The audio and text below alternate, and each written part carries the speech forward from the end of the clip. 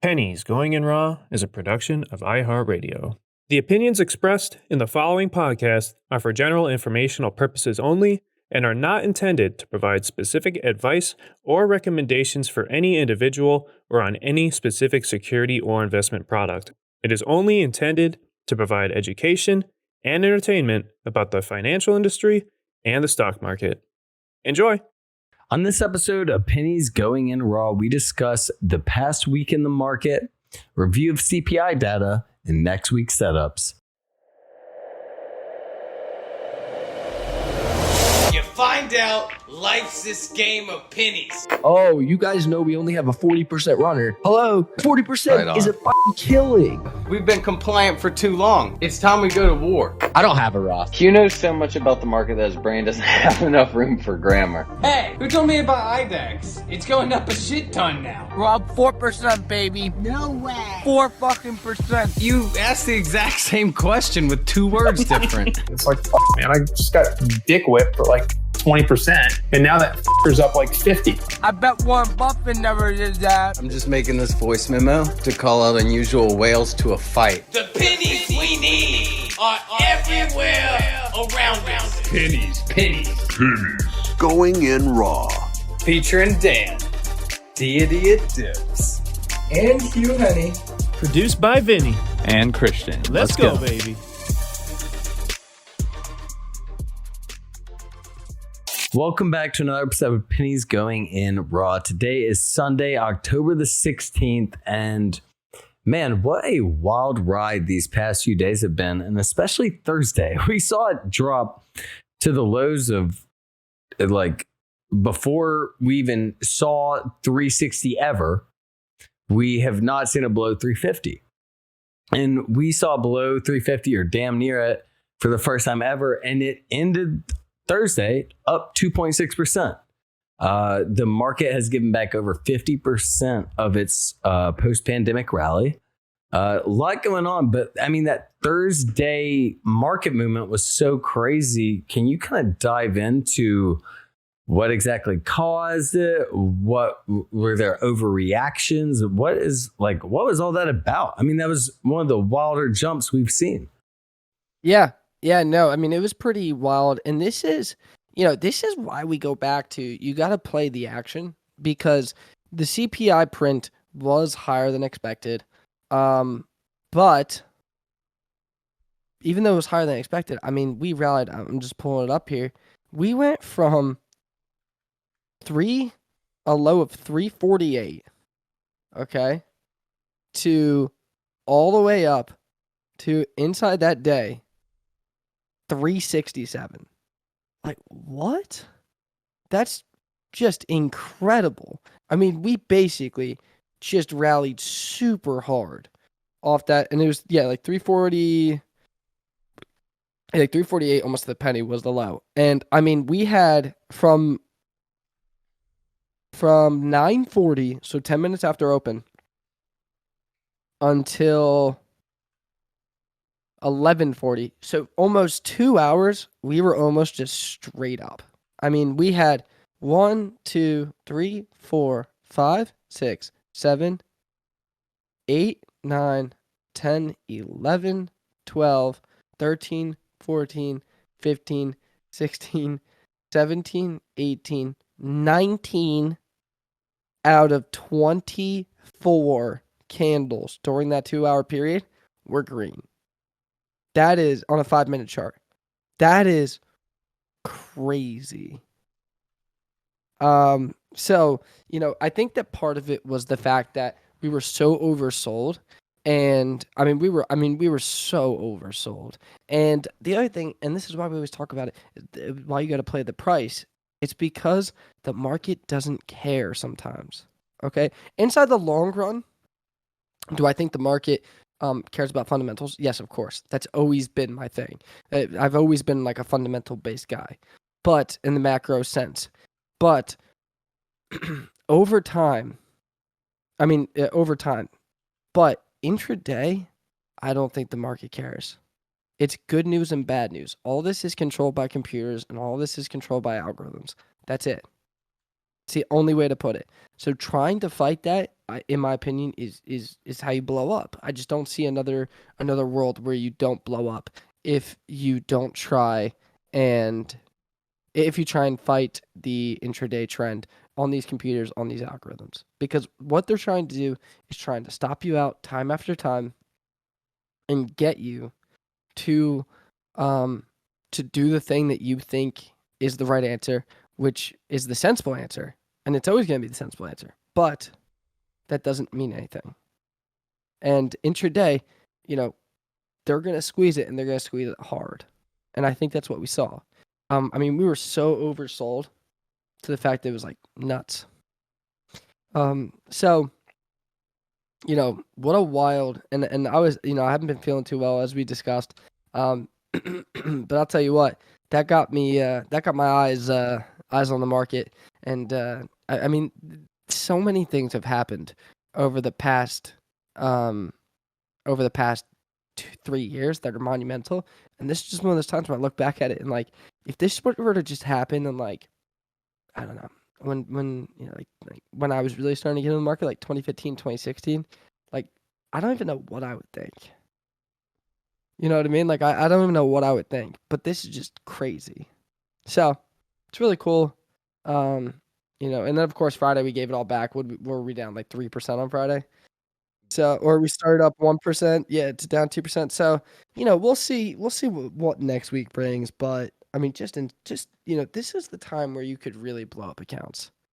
And obviously, we don't wish that on our worst enemy. So, really stay safe out there. Play it safe. Pick your spots. And if you don't have a strategy, this is the time that it's getting exposed. If you don't have a strategy right now, you're being exposed. And that's okay. Just admit it. I've been there. I told you guys. But if you have a strategy and you still feel like you're getting exposed. Well, it depends what your strategy is. If your strategy is, if your strategy is to short everything anytime it's up 2%, then, you got smoked on Thursday. Because we made like a 5% rally. So it would have gone 3% around you. But like, it really depends on your strategy. If your strategy thrives in this market, great. If your strategy doesn't thrive in this market, then you got to know that. And I think that's the difference. Would you recommend finding a new strategy or just waiting till your strategy works? I mean, both can be a lucrative option. In my opinion, you should find a strategy that's pretty much, for the most part, market trend, doesn't care about market trend, in my opinion. Like, to me, I think that, you should have a strategy that works in 90% of markets. And the current market that we're in, like we have a chance to be inside this market for 4 years. Like that's a literal chance, a pretty good chance, actually, I'd say. And we might not, I hate like the speculation of trying to find bottom and stuff like that. And you guys know that. But if I like to prepare for the worst. And in my opinion, the worst is not a move up or down. The worst is range for 2 years. Because that's when you get screwed. Like that's when both sides get screwed. Is if we range between, let's just say that we range between 320 and 370 for 2 years. That's when you get smoked. Oh, dude, everyone gets smoked. Yeah, like nobody wins except the call premium sellers. Dude, all those fucking technical assholes will finally get their day. Yeah, and so that's what I mean is that like that's the worst case scenario to me. So, yeah, I don't know. I think that right now is if you're a trader, you got to look yourself inside the eyes. And I know that some people are going to hear when I say when I say like, hey, like maybe this isn't your market and maybe this isn't your strategy, isn't going to work in this market. Yeah, don't make excuses for yourself. If it's not working, then it might not be the right strategy. And I'm not saying just for this market. I mean, period. It might not just be the right strategy, and that's okay. But this is the time to know it.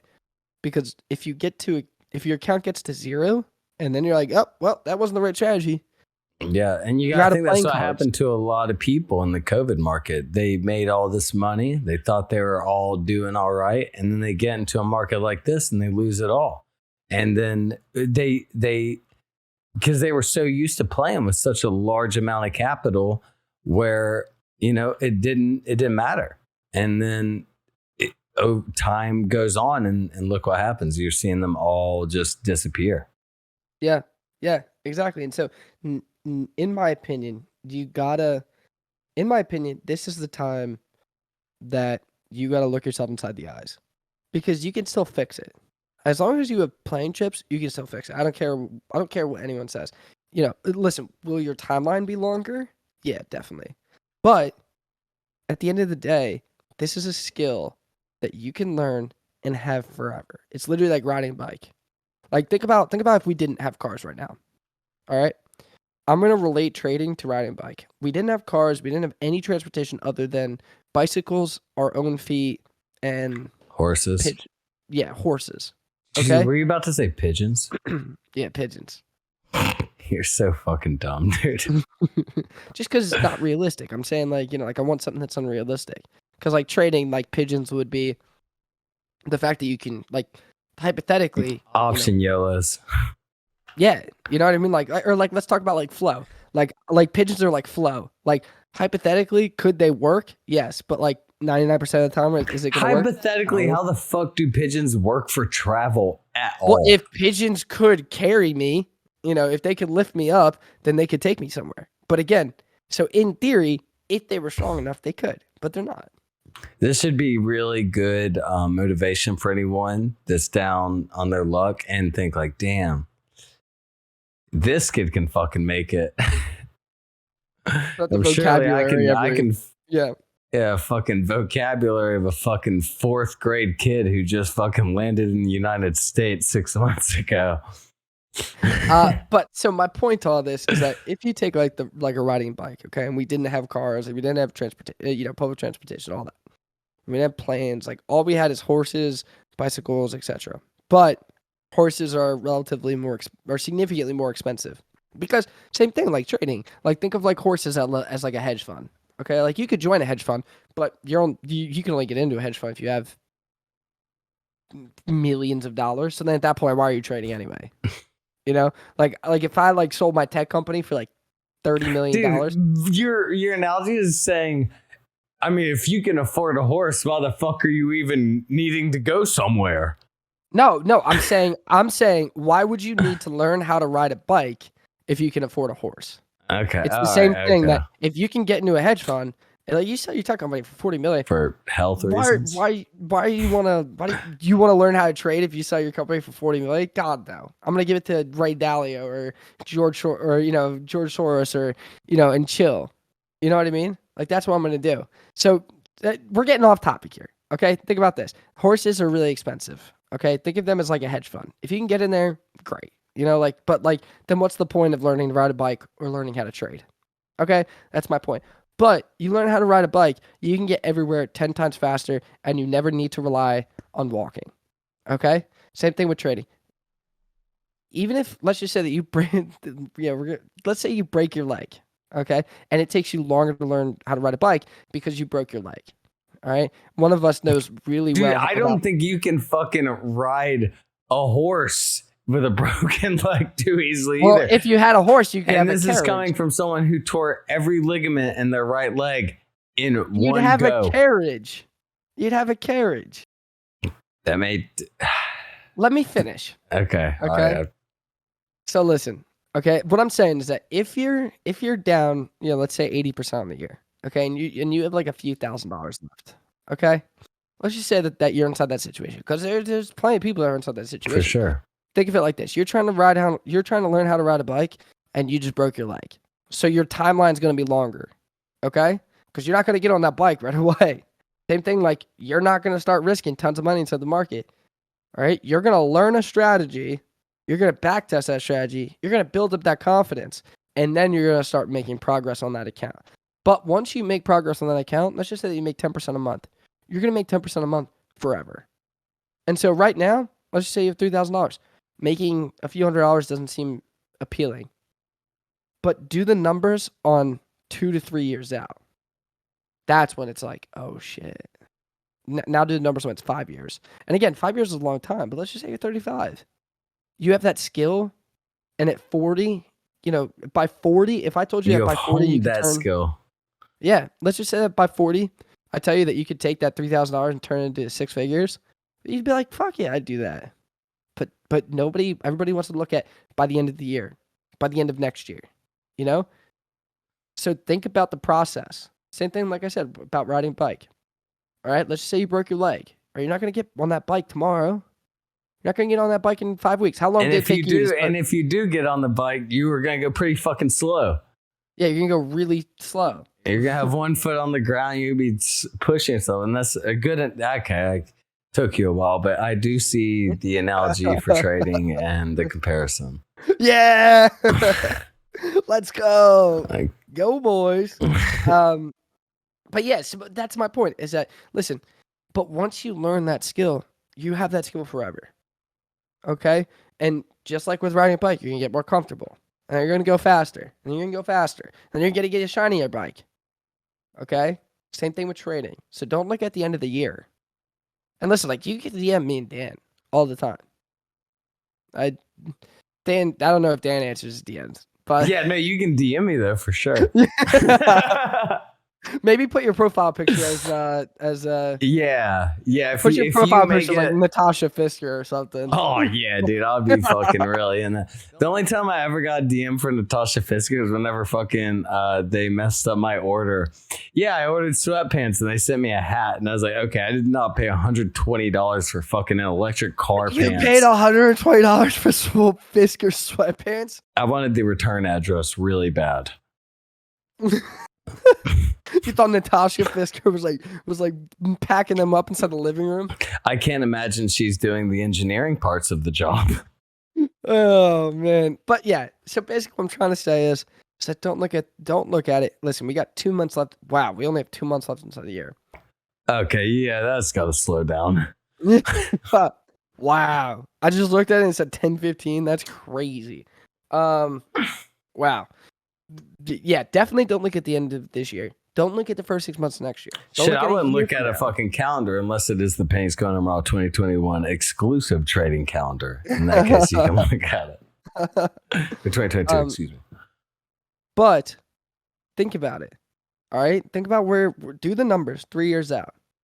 Okay?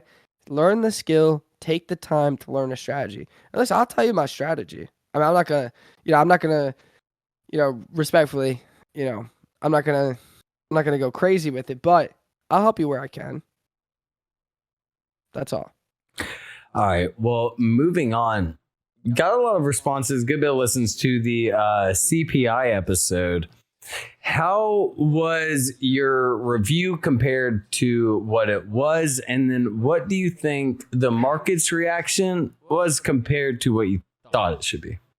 So I don't really think, and this is not an excuse because I don't think it's an excuse, but I don't really think anyone was right because either if you said bullish or bearish, at one point you were wrong by multiple percents. You guys all look at the market, I would assume, pretty regularly. You saw what happened. That's ridiculous. But just to go over it, CPI came in at 8.2% year over year, and the estimate was 8.1.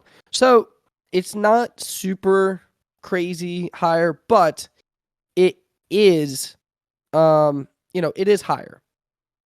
Now, obviously the market got smoked in pre-market, and then it just, fucking went crazy back, which is just insane to really watch in real time.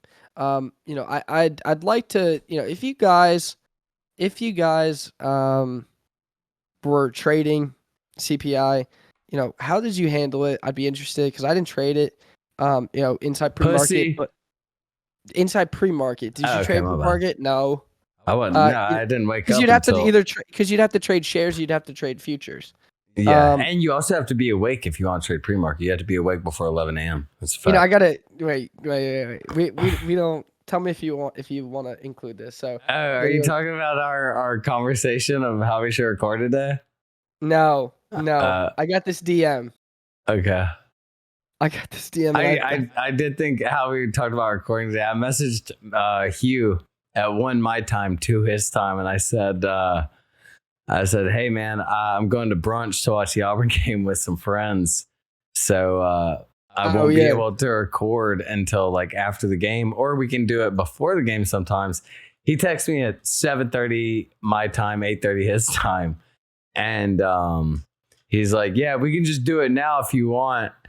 And I wake up 2 hours after he sends that, and I'm like, nah, we'll figure it out later.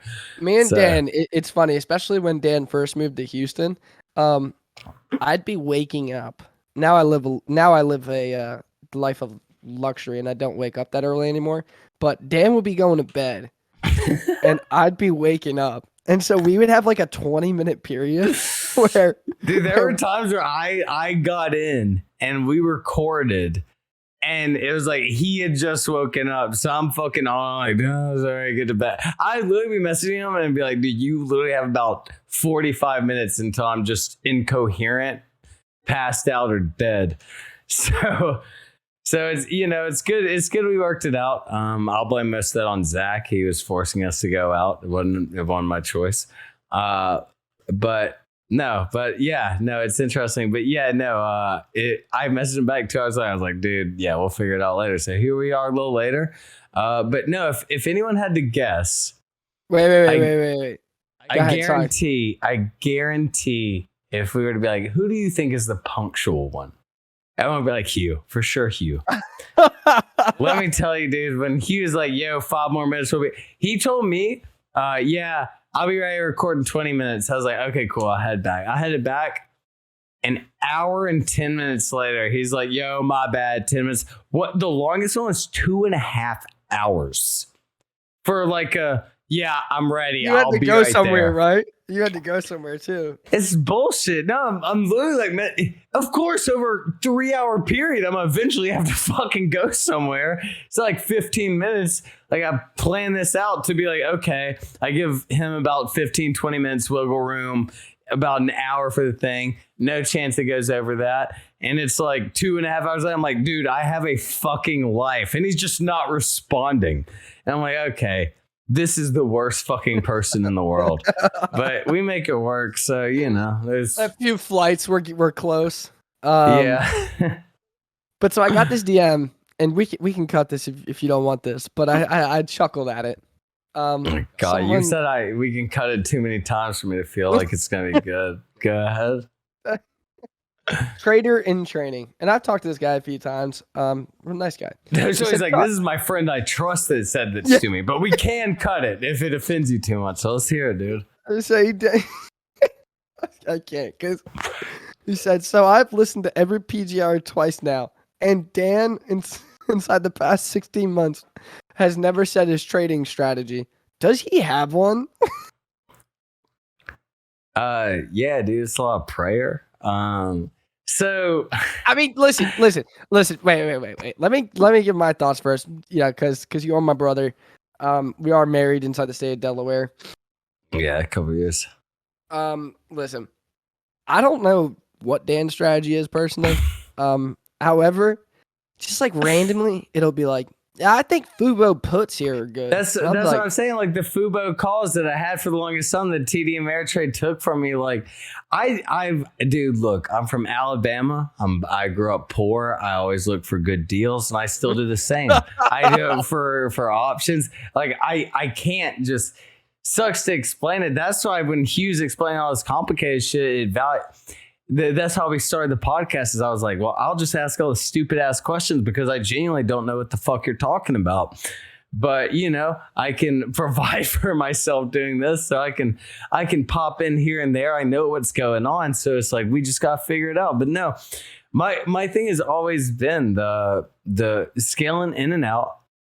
I'm a one of the times where I said, whenever I first said, if it's good enough for a screenshot, it's good enough to sell. You want to know why I said that? Because I took a screenshot the first time my account hit 50K in 2020. And by the time I posted the screenshot to Twitter, went back to my account and it was down to 47 because of a fucking PR that just dropped on it. So I'm just big on, if you can't ever go broke selling for profit, I'm a very when it comes to idioms and fucking just stupid ass basic bullshit with stocks, I really do follow it a lot. Like the double bottom, like all this shit where it's just human psychology on a stock. That's how I'm getting a knock at the door. But yeah, that's how I approach all of it. And I value all those to the maximum, and I follow those rules, man. I don't really have the same strict rules that most traders have. Yeah, so in Dan's defense, I don't really know what his strategy is. However, it works, I guess. I don't know. He just has these ideas once in a while, and they're good ideas. Also, Dan, you trade SPY, right?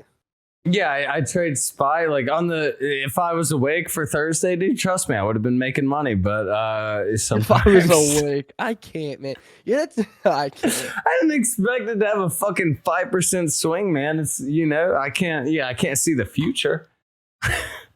That's funny. But yeah, so I thought that DM was funny. I got a good little chuckle about it. Also, this is I like how I listened to every episode twice just to find out. He's like, damn, Dan is he just fucking here? I mean, that was, again, like you said, that was the point. You want to talk about some setups that you saw for next week, whatever they might be. Can you kind of dive into the sectors and, what you're seeing? Yeah. So I'll just run through a few that I'm watching because they have earnings next week. So we'll just go through the first 2 days of earnings, which are, Monday and Tuesday. And so if you guys don't know already, banks and tech go first inside earnings. They always have, and I assume they always will. So Monday we have Bank of America, Charles Schwab, First Bank, and those are the only ones I really like to look at. On Tuesday we have Goldman Sachs, and we have Netflix, we have United, and we have State Street. We have that's pretty much, and Johnson & Johnson. So that's Monday and Tuesday.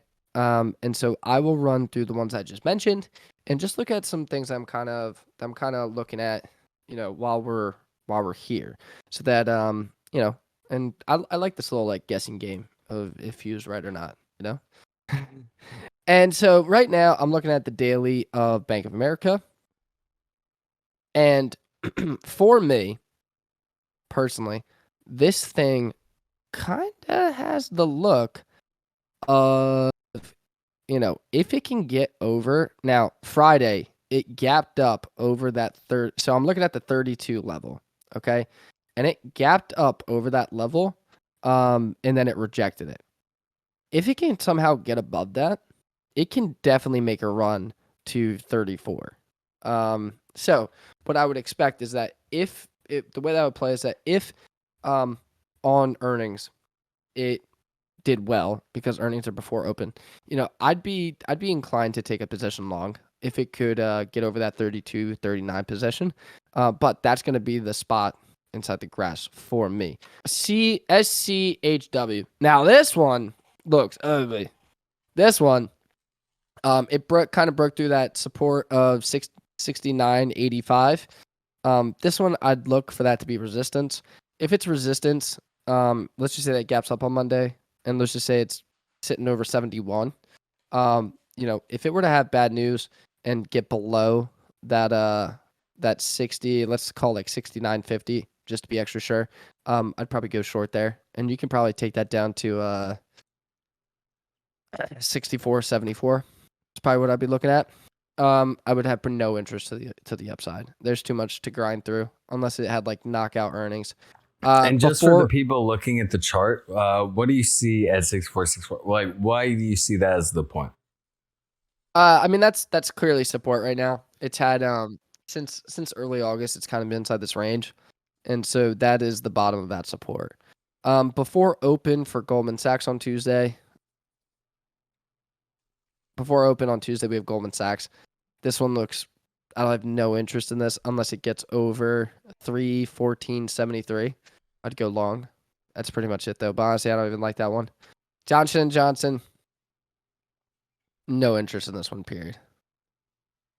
These are just your big bank stocks. You're not. Why are these the ones you're diving into today? They have earnings Monday and Tuesday. Okay, so I know so we got these earnings season, and all the banks are at them. Are you seeing any? So you're seeing most of them as some downgrades. Well, no. So basically, what I'm looking at is setups. Either long or short, and obviously they're either going to be validated or invalidated based on the earnings.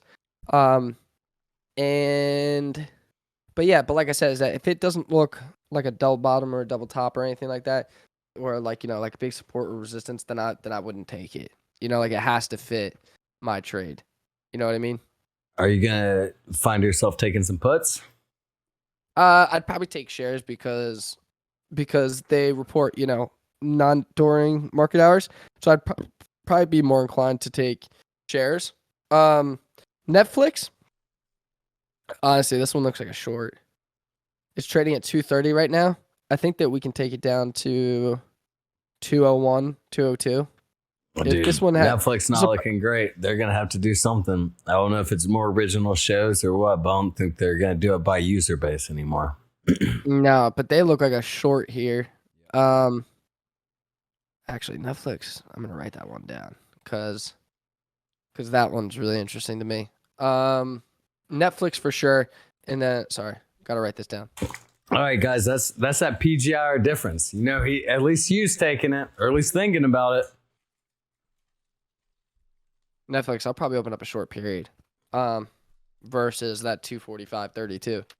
And then finally, United. I just flew JetBlue. I just hated my fucking flights. So. Yeah. All right, UAL. Here we go.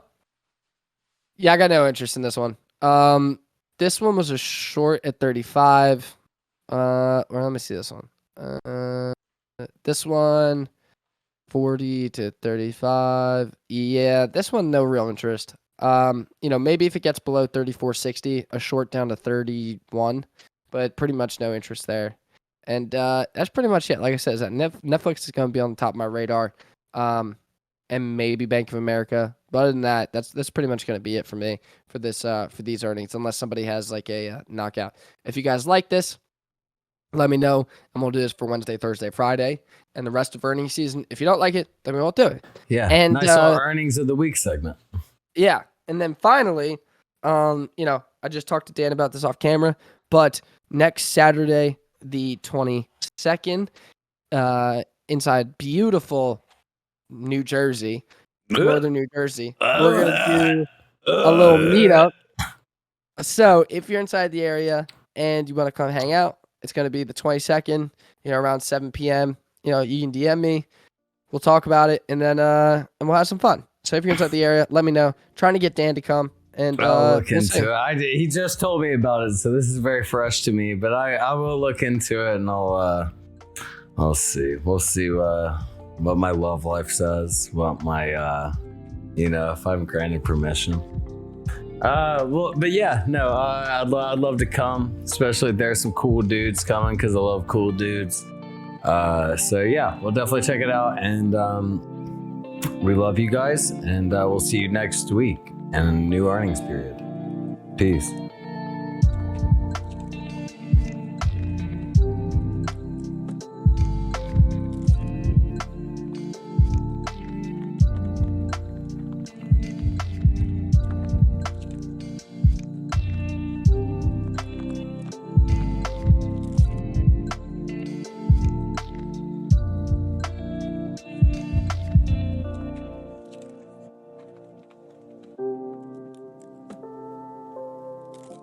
Pennies Going in Raw is a production of iHeartRadio. For more podcasts from iHeartRadio, visit the iHeartRadio app, Apple Podcasts, or wherever you get your podcasts.